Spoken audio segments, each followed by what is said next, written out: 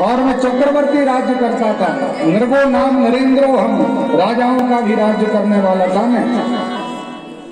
परमात्मा ने कहा महाराज इतने बड़े राजा थे तो आप इस गिरगिट की योनि में क्यों पड़े थे? तो उसने पूरा चरित्र सुनाया और कहा महाराज यदि आपने गानियों का नाम सुना होगा तो मेरा नाम भी उस लिस्ट में आपने जरूर सुना होगा। प्रभु ने विचार कि इतना बड़ा दानी होकर के गिरगिट योनि में पड़ा हुआ है, क्या दान किया महाराज आपने? तो वह समझाने लगा यावत्तो सिकता भूमयम् यावत्तो दिवितारता यावत्तो वर्षधारश्च तावती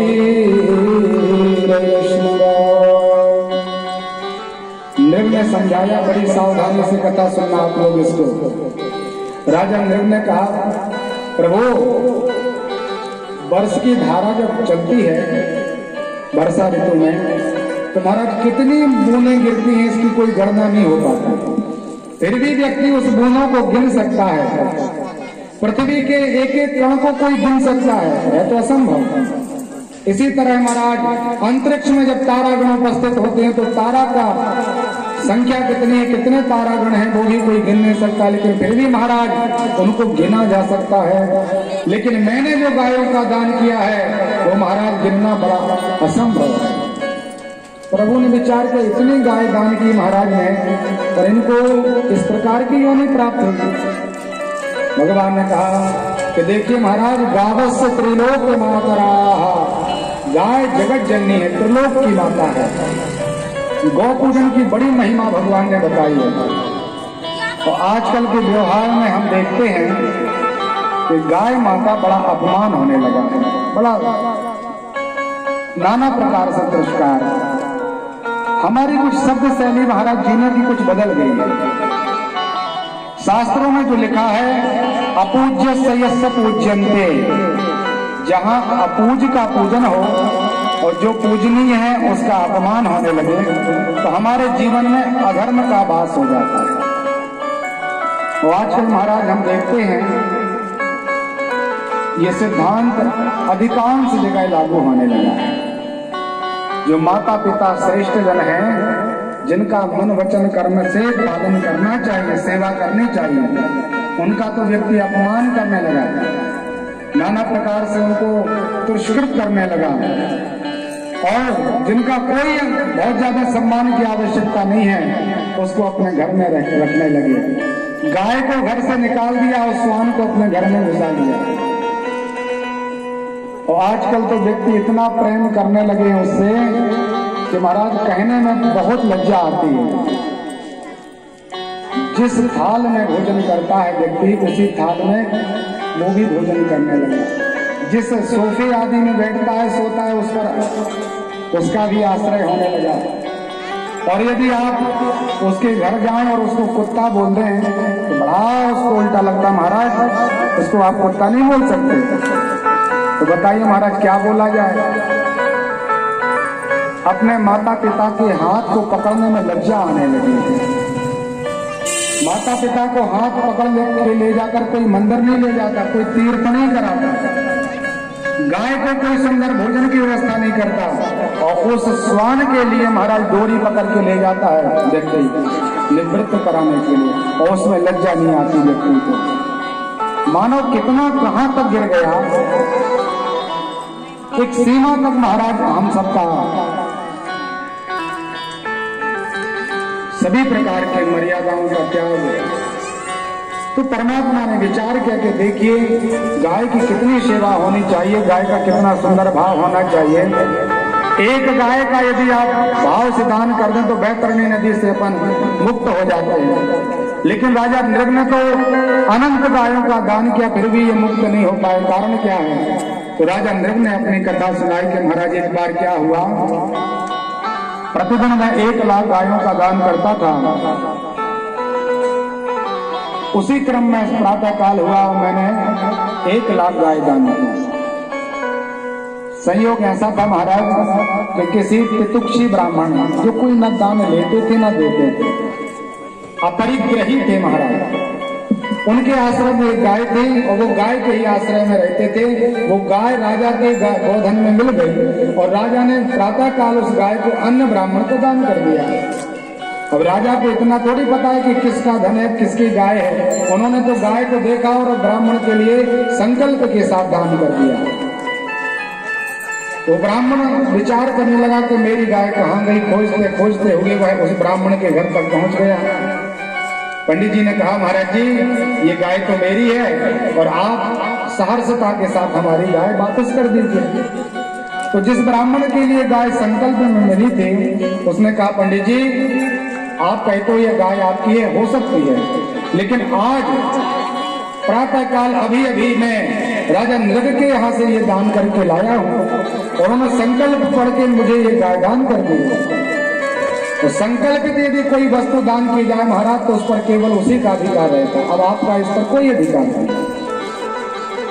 तो वो अपरिग्रही ब्राह्मण राजा के पास गया, राजा से अपना मंतव्य रखा। राजा ने उस ब्राह्मण को भी बुलाया, वो गाय भी उपस्थित हुई। तो राजा को बड़ा अभिमान हो गया था दान करते करते। तो राजा ने विचार किया कि देखिए ब्राह्मण भी ना कितना दान करें फिर भी ये संतुष्ट नहीं होते।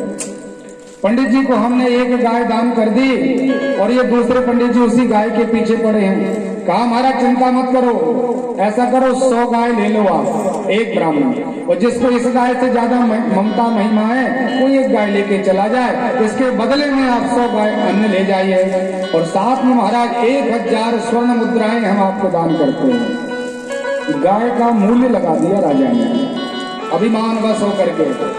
अब दोनों ब्राह्मण बड़ी हठी थे।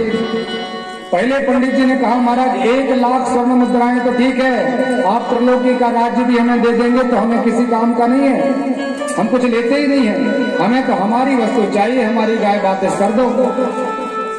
दूसरा पंडित कहने लगा महाराज आपने अभी अभी दान दी है ये गाय, इसलिए इस पर आपका कोई अधिकार नहीं है। दोनों ब्राह्मणों में इस प्रकार का मंतव्य हुआ, राजा निर्णय नहीं दे पाया तो दोनों ब्राह्मण गाय को छोड़ करके चले गए।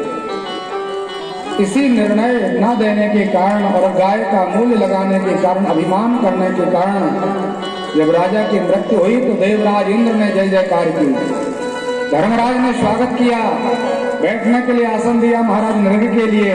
तो कहा महाराज जी आपने दिव्य राज्य किया, अनंत प्रकार का दान दिया, आपके जीवन में केवल शुभ लक्षण है, एक कमी आपने जीवन में की, आपने अपने दान का अभिमान कर लिया और ब्राह्मण और गौ का अपराध किया। इसलिए ये बताइए महाराज पहले आप सुख का आश्रय लेना चाहते हैं या आपने जो पाप किया उसका प्रक्षालन करना चाहते हैं? तो राजा नृग ने कहा महाराज जब बहुत ज्यादा हमारे पास पुण्य है तो उस पुण्य का आनंद बाद में लेंगे, पहले पाप का प्रक्षालन हो जाए, हमारा शरीर मल से युक्त है, वह मल हमारे शरीर से नष्ट हो जाए। इसलिए उसी पाप को धोने के लिए वह राजा नृग भगवान के सामने आज खड़ा है। वही राजा नृग शुक्लाष्ट की योनि में पड़ा था, गिरगिट बन गया था। वह कहने लगा महाराज ना हम हाला हलम मंडे, हम उस हलाहल नाम के विष को विष नहीं मानते जो एक व्यक्ति विष का पान करे और एक ही व्यक्ति मरे। हम यदि किसी वस्तु को विष मानते हैं तो वो ब्राह्मण के धन को विष मानते हैं। यदि कोई मंदिर की वस्तु को, ब्राह्मण की वस्तु को, किसी संत की वस्तु को या भगवान के नाम दी गई वस्तु का उपभोग करता है तो महाराज उसकी 21 पीढ़ियां नरक की यातना करते हैं, अनंत प्रकार का परिकर नष्ट हो जाता है, आगे चल करके वह वंश विनाश को प्राप्त हो जाता है जो किसी भी प्रकार से ब्राह्मण मंदिर संत आदि की धन का उपभोग करता है। तो भगवान ने इस नृग के वचनों को अपने पुत्र आदियों को समझाया कि देखिए राजा नृग क्या बोल रहा है कि महाराज मैं इंद्र के कुलस से नहीं डरता, इंद्र के वज्र से हमें कोई डर नहीं है, भगवान शिव के त्रिशूल से भी कोई किसी प्रकार का भय नहीं है, नारायण भगवान के सुदर्शन से भी मुझे डर नहीं है, यम के दिव्य दंड से भी मुझे कोई किसी प्रकार का भय नहीं, लेकिन मैं ब्राह्मण के रोष से डरता हूँ। इंद्र पुलिस मम सूल विशाला, काल दंड हरि चक्र कराला, लेकिन जो इनका मारा नहीं मरही, विप्र रोष पाप सुई जली। भगवान ने सबको समझाया, महाराज किसी प्रकार से संतों का अपराध मत करना। ऐसी सुंदर शिक्षा दे करके भगवान स्वयं परिकरों के साथ आनंद से द्वारिका में पधारे और बैठे ही थे महाराज। उसी समय दो दूत आ गए। एक दूत आए पांडवों के तरफ से और एक दूसरा दूत आया काशीराज के यहाँ से, पौंड्रक के यहाँ से। भगवान ने दोनों का भाव श्रवण किया, लेकिन जो पौंड्रक के यहाँ से आया था उसमें पत्र में लिखा था कि महाराज आप गांव के गवार हो, किसी प्रकार की पढ़ाई नहीं है, आपने कहीं पर किसी प्रकार से राज्य शिक्षा नहीं ली और आप समुद्र की शरण में हो, समुद्र में जाकर के छिपे हो और अपने आप को भगवान कहते हो। इसलिए मैं आपको चैलेंज देता हूं, तू किसी प्रकार का भगवान नहीं है, पौंड्रक ने कहा। और सच्चे अर्थ में यदि यहाँ पर किसी का अवतार हुआ है तो मैं वासुदेव पौंड्रक संसार का मालिक हूँ, मैं भगवान हूँ। तो भगवान को बड़ी हंसी आ गई कि देखिए इस धराधाम पर जब मैं स्वयं साक्षात नारायण संसार में अनेक प्रकार की क्रीड़ाएं करने के लिए आया और मेरे रहते हुए भी नकली भगवान जन्म ले गया, तो जब मैं चला जाऊंगा तो महाराज कितने नकली भगवान घूमेंगे।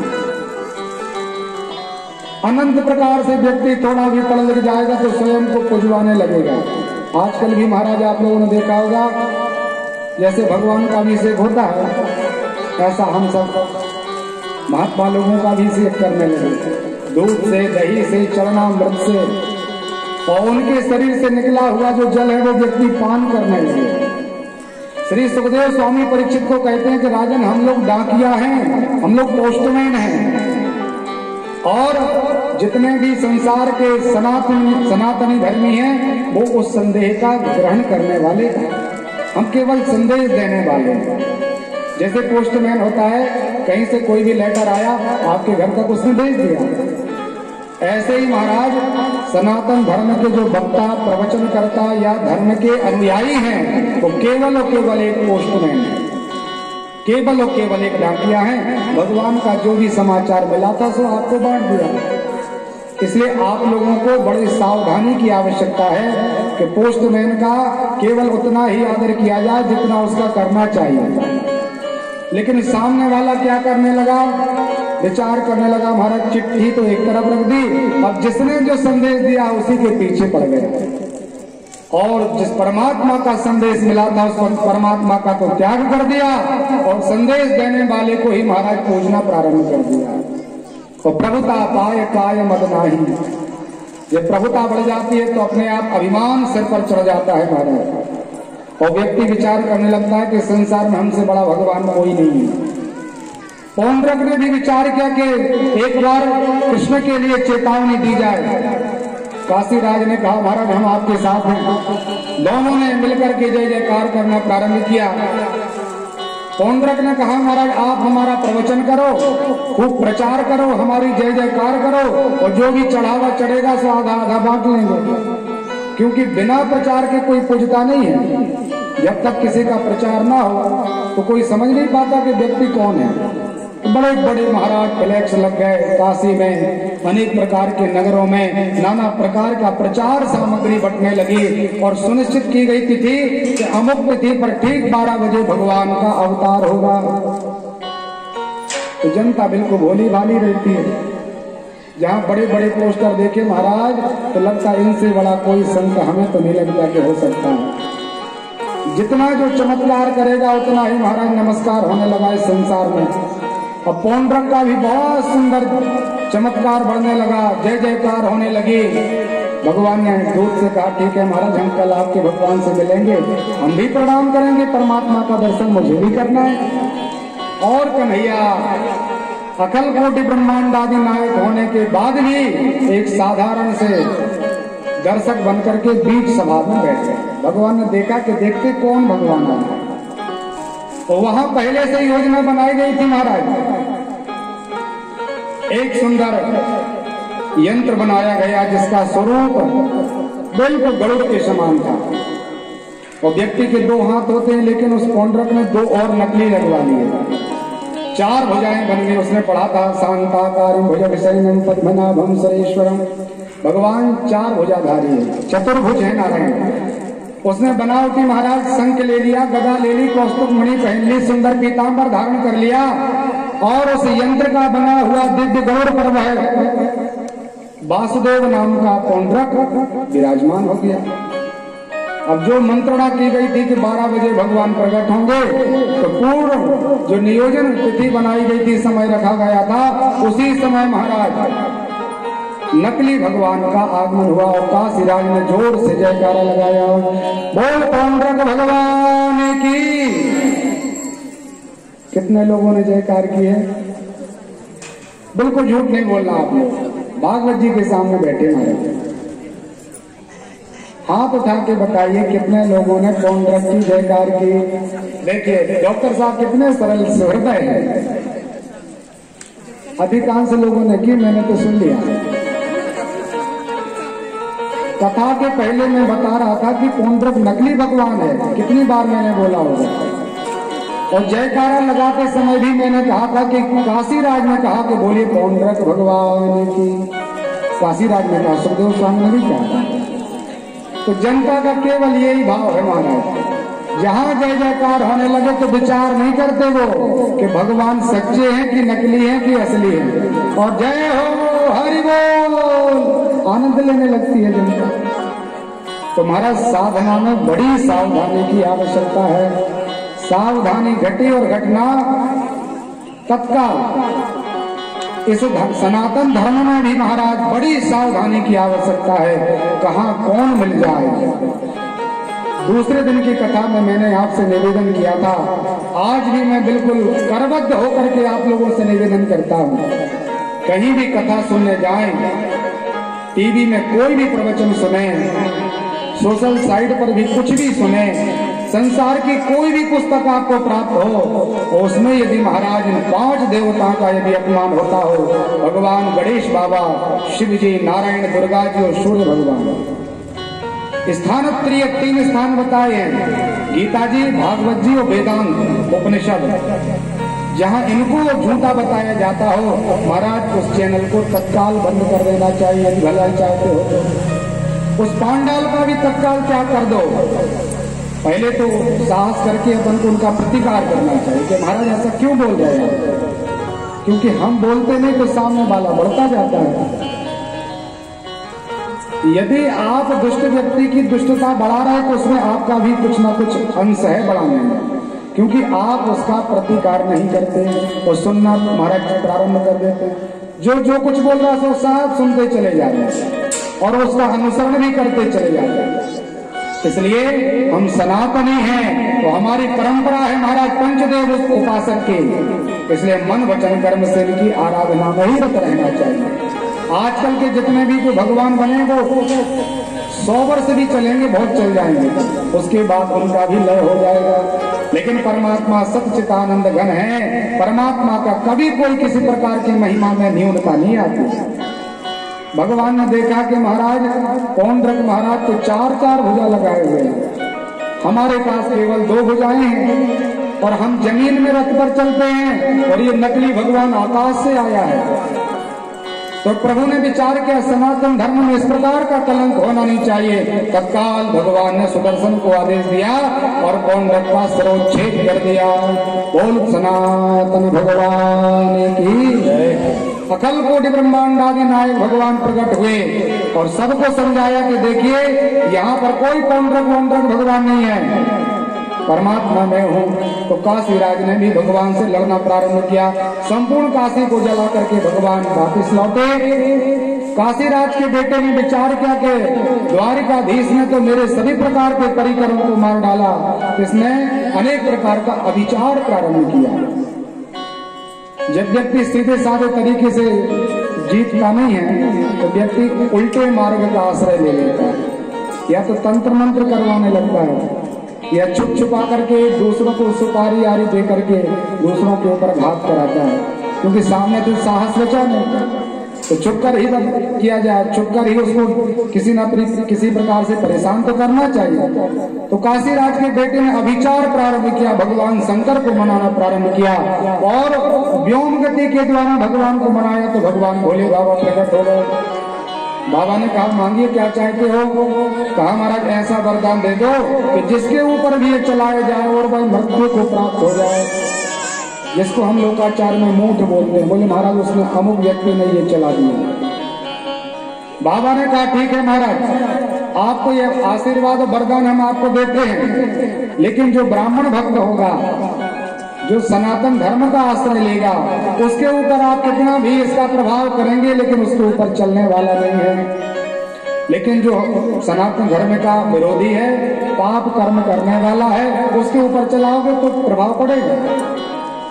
इस कथा से महाराज सूत्र मिलता है कि यदि अपन अनन्य भाव से परमात्मा की चरण शरण ग्रहण करें तो दुनिया का कोई कितना भी अविचार अपने ऊपर चला दे, कितने भी महाराज तंत्र विद्या करे, व्यक्ति कहने लगते महाराज आजकल लगता कुछ ऊपरी हो गया।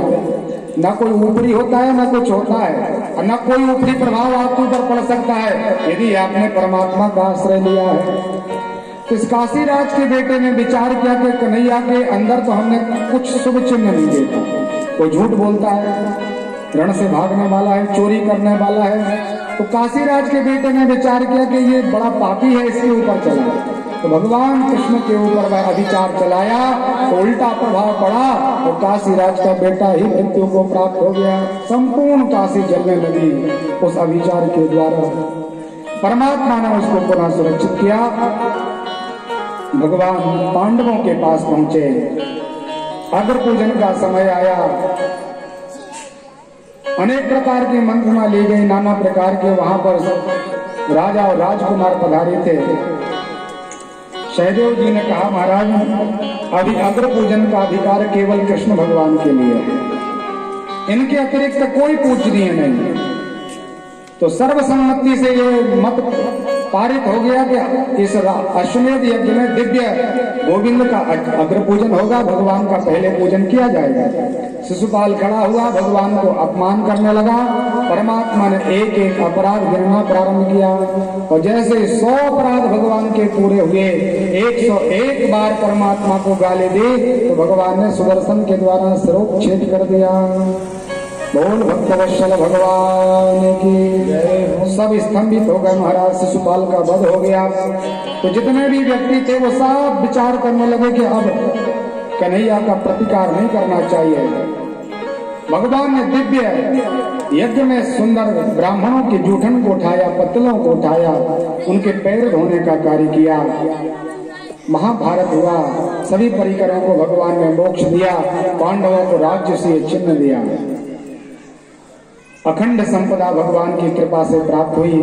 भगवान लौटे तो छुप करके दंत वक्र विदुरथ ने भगवान का, शिशुपाल आदि ने वह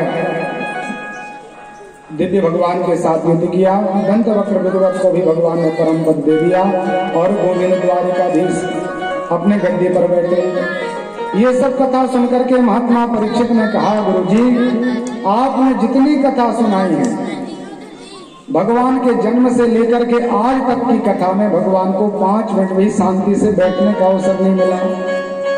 कभी ना कभी कुछ ना कुछ परमात्मा ने कार्य किया और इसमें महाराज अधिकांश तो भगवान ने केवल पिटाई की, लड़ाई की, वध किया, नाना प्रकार का भगवान ने युद्ध किया, स्वयं किया और दूसरों के द्वारा भी कराया।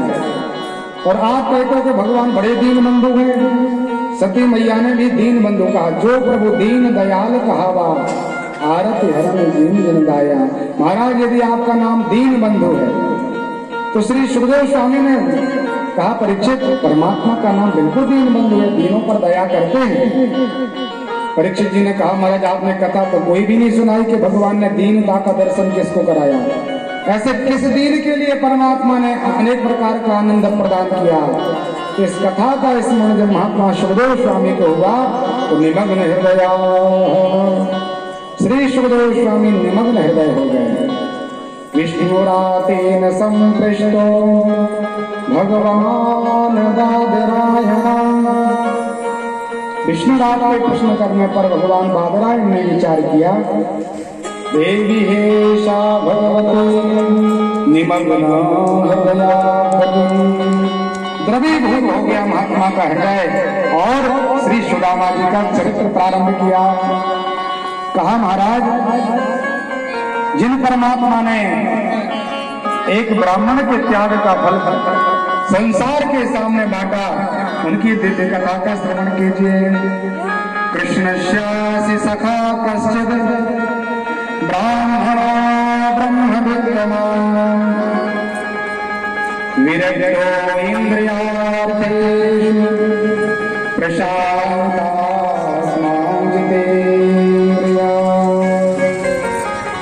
परमात्मा के सखा नाम है सुदामा, सुंदर दाम वाले हैं महाराज। महाराज जी बड़े शील स्वभाव वाले हैं और ब्राह्मणों ब्रह्मविद्मा, ब्रह्म को जानने में बड़े अग्रगण्य हैं, प्रशांतात्मा है, उनकी आत्मा शांत हो चुकी है, जितेंद्रिय है महाराज। इंद्रियों को सुदामा ने अपने काबू में किया है। क्या चाहिए, कितना चाहिए, क्यों चाहिए, सब महात्मा के लिए ज्ञान है। श्री सुदामा महाराज जी के लिए ऐसे ऐसे विशेषण श्री सुखदेव स्वामी ने लगाए हैं जो भागवत जी ने किसी को नहीं लगाए। और संसार के व्यक्ति कहते हैं सुदामा बड़े गरीब थे, निर्धन थे, दरिद्र थे। हाँ, जिसके पास वैभव नहीं है तो महाराज असुविधाओं में तो रहता है, लेकिन गरीबी की परिभाषा श्री सुखदेव स्वामी ने दी। वो वा दरिद्र हो, दरिद्र कौन है तो भगवान सुखदेव कहते हैं विशाल तृष्णा, जिनके अंदर अनेक प्रकार की तृष्णा है, नाना प्रकार की काम वासनाएं हैं, अरब खरब का राज्य प्राप्त करके भी महाराज जिनके अंदर संतोष नहीं है, उससे बड़ा संसार में कोई गरीब नहीं हो सकता, क्योंकि शांति नहीं महाराज। और जिनके पास थोड़ा बहुत भी है उसी में 8 लाभ यथा संतोषा, बड़ा संतोष है, तो संतोष व्यक्ति के समान संसार में कोई धनवान नहीं। और सुदामा ने कभी विचार नहीं किया कि हमारे पास कुछ नहीं है, लेकिन दरिद्रा सीन मादाता, इनकी पत्नी के अंदर थोड़ा सा अंकुरण है कि हमारे घर पे भी कुछ होना चाहिए। एक बार का समय, जैसे आज एकादशी है, इसी तरह पंडित जी आनंद से एकादशी का व्रत करते थे। निराहारो यताहारो, बड़े निराहार के साथ भगवान का भजन करते थे। और व्रत का नियम है, उसका नाम उपास है। उप समीपे वशनम सा उपासनम, जो भगवान के पास रहने का कारण बने, जो भगवान को मिलाने का कोई प्रयोजन बने, उसका नाम उपवास है। लेकिन आजकल हम क्या करते हैं, नाम का उपवास कर लेते हैं। रोज तो महाराज 2 टाइम भोजन करते हैं, लेकिन जिस दिन उपवास होता है उस दिन तो आनंद ही आनंद है। और आजकल पता नहीं भगवान की कृपा से इतनी कृपा बरस रही है उपवास करने वालों के ऊपर कि इतने व्यंजन निकलने लगे आजकल के महाराज, गिनती नहीं की जा सकती। और ये नियम है कि जिस दिन उपास रहो तो कम से कम शरीर को इतना तो लगे कि हाँ आज हमारा उपास है, इतना तो कम से कम क्या कर लीजिए, बहुत ज्यादा नहीं बनता तो। लेकिन अनंत प्रकार का आहार लेते हो फिर कहते हैं उपास है। सुदामा का जीवन देखिए, निराहार, कुछ भी आहार नहीं, और उपसमीपम वसनम, भगवान के पास बैठे हैं और ओम नमो भगवते वासुदेवाय 12 मंत्र गा रहे हैं, आनंद से जीवन निकाल रहे हैं। एकादशी थी महाराज, व्रत किया, रात्रि जागरण किया, प्रातः काल हुआ तो सुदामा जी ने विचार किया चलो आज पारायण हो गई। सुशीला जी से कहा कि देवी जल्दी से भोजन बनाओ, भगवान का पूजन करके परमात्मा को भोग लगा के आनंद लेंगे। सुशीला अपने जब रसोई कक्ष में पहुंची तो देखा रसोई कक्ष में कुछ नहीं बचा, एक दाना भी नहीं बचा। बड़ा प्रयास करने पर सुशीला को एक पात्र में एक चावल का दाना प्राप्त हुआ। सुशीला का जीवन देखिए महाराज, 4 बेटे हैं इनके घर में, और जब रसोई बनाने का मन बनाया तो केवल एक चावल का दाना। सुदामा जी से कहा पतिदेव रसोई में केवल यही अन्न का भाग बना बचा हुआ है। सुदामा जी ने कहा चिंता मत करो, इसी को सुंदर पकाओ, सिद्ध करो, भगवान को भोग लगाएंगे। एक चावल का दाना बना आज सुदामा जी के यहाँ। आधा चावल का दाना लिया और सुदामा जी ने उसी में तुलसी रखी और तुदीयम वस्तु गोविंदम तद्भवेव समर्पये। हे नारायण, आपकी दी हुई ये भेंट, ये वस्तु हम आपके चरणों में समर्पित करते हैं। आधा चावल का दाना जो बचा था वो जल में मिला दिया, घोर दिया, तो बच्चों को पिला दिया। आज सुदामा महाराज की पारायण नहीं हुआ है। एकादशी का जो उद्यापन होना चाहिए पारायण, महाराज का नहीं हुआ। फिर भी आनंद लिया, कोई चिंता नहीं, परमात्मा ने जो दिया बहुत दिया है, और आनंद से भगवान का नाम लेते रहे। ऐसे महाराज हजारों दिन निकल गए सुदामा जी के। परमात्मा ने विचार किया कहां तक इस ब्राह्मण के धैर्य की परीक्षा लें। अनंत प्रयास किया कि ब्राह्मण को कभी तो मन में आएगा कि मांगने का भाव, कभी तो बोलेगा कि महाराज थोड़ा तो दे दीजिए बच्चों के लिए, लेकिन ना तो स्वयं के लिए न मांगा, ना बच्चों के लिए मांगा, ना पत्नी के लिए कोई याचना की। और सुशीला का भी धर्म देखिए महाराज, घर में कुछ भी नहीं है, लेकिन पंडित जी से कभी नहीं कहा कि महाराज विवाह करके आए थे, कुछ तो लाइए, कुछ नहीं है घर में। एक बार परमात्मा ब्राह्मण का रूप धारण करके सुदामा जी के घर आए। सुदामा जी संध्या वंदन कर रहे थे, उसी समय भगवान ने आवाज लगाई, भिक्षा देहि, भिक्षा दीजिए। तो सुदामा की जो पत्नी थी, उन्होंने विचार किया कोई ब्राह्मण अपने घर के सामने खड़े हैं। दौड़ करके आई, दरवाजे खोले, कहा महाराज स्वागतम हो, आपका स्वागत हो महाराज, पधारिए। बैठने के लिए दिया, आसन दिया, सुंदर पात्र में जल लेके आई, पंडित जी को जल पिलाया और कहा महाराज जी आप बताइए क्या चाहते हैं। कहा कुछ नहीं, मुझे तो केवल जो भी आप दान कर देंगे, जो भी अनाज मिलेगा उसके सुंदर भोग और परमात्मा की दिव्य नैवेद्य को तैयार किया जाएगा, भगवान को भोग लगाएंगे, पालेंगे। सुशीला ने कहा महाराज जी मैंने शास्त्रों में ऐसा सुना है कि जन्मा शौच और मरना शौच, जन्म का सूतक और मृत्यु का सूतक 10 दिन का लगता है, और इस 10 दिनों में महाराज ना तो दान लेना चाहिए और ना ही दान करना चाहिए। जब बच्चे का जन्म होता है और नाल नहीं कटती, तब तक का वो समय अक्षय क्षेत्र कहलाता है। बेटे का जन्म हुआ हो या बेटी का जन्म हुआ हो और उसका माता के कुक्षी से नाल बंधी हो, उस समय यदि आप थोड़ा सा भी दान कर दें तो अक्षय हो जाता है, और वह दान उस बेटे के लिए या बेटे के लिए जन्म जन्मांतर तक काम आता है। तो बड़ा सुंदर मुहूर्त है, जैसे मकर संक्रांति का मुहूर्त। लेकिन जैसे ही नाल कटे वो सूतक प्रारंभ हो जाता है, जैसे ही अंतिम संस्कार हुआ वो महाराज आपके यहाँ सूतक लग जाता है। तो सुशीला जी ने कहा कि महाराज जी हमारे यहाँ सूतक लगा हुआ है, तो अभी हमारे पास ऐसा अधिकार नहीं कि हम आपको दान कर सकें। कन्हैया ने विचार किया इसके ना तो कोई जन्म हुआ ना मृत्यु हुई, फिर भी ये कहते तो भगवान तो ब्राह्मण के भेष में थे। भगवान ने कहा भैया कौन सा सूतक है आपके घर में।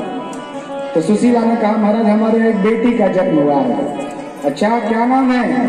तो सुशीला जी ने कहा महाराज हमारे यहाँ बेटी हुई है और उसका नाम दरिद्रता है। परमात्मा ने जब संकेत श्रवण किया तो भगवान तत्काल सावधान हो गए। तो कहा भैया कोई बात नहीं, मैंने सुना है कि आपके पंडित जी की दोस्ती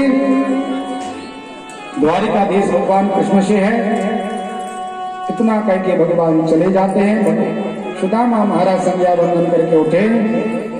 सुशीला जी ने पूछा महाराज आपका कोई मित्र है क्या। मित्र का नाम सुना सुदामा के नेत्र सजल हो गए और कहने लगे कि हाँ देवी हमारा ये परम सुंदर मित्र है, अनन्य प्रेम करते हैं हम दोनों। नाम उनका द्वारिकाधीश कृष्ण है।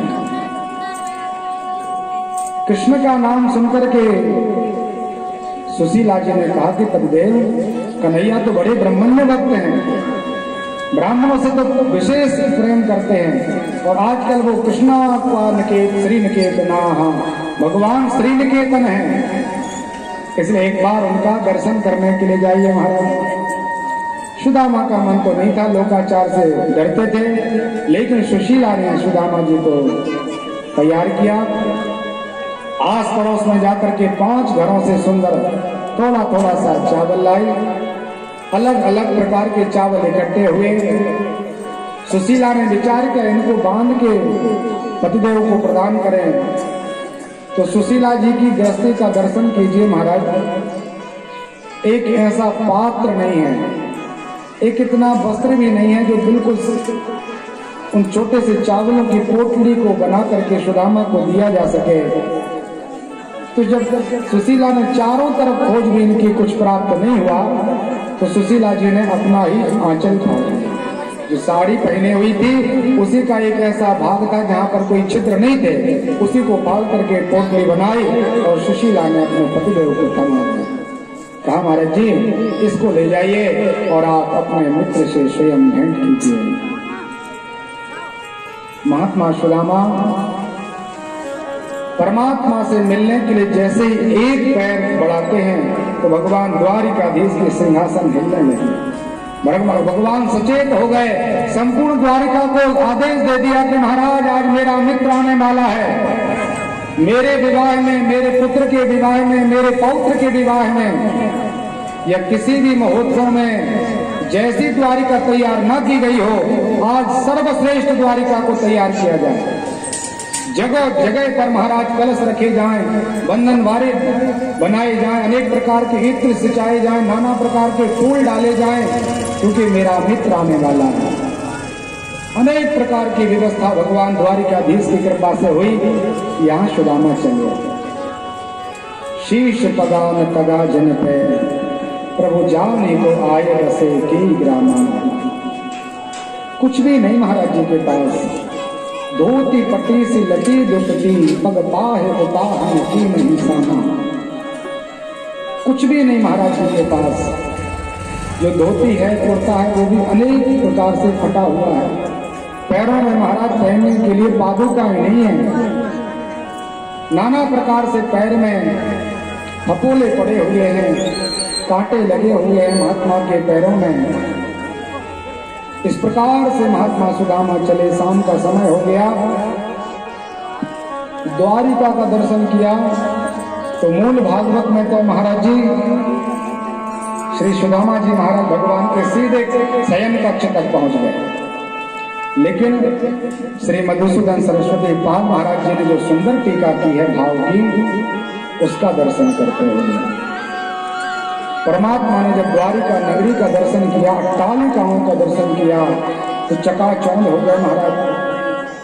अनेक प्रकार के तिगड्डे चौराहे आए। महाराज ने विचार किया किस तरफ मुड़ना कुछ पता नहीं। सुंदर व्यवस्था की गई थी, तो सुदामा ने विचार किया कि आज बड़ा कोई राजा आने वाला है जिसकी ये सुंदर व्यवस्था है। इसलिए उन फूलों पर से तो सुदामा चले नहीं, बगल से महात्मा सुदामा एक तरफ से चले जाते हैं। लाठी का सहारा है महात्मा को, और चलते चलते सुदामा जी भगवान की उस दिव्य राजसभा के द्वार पर पहुंच गए।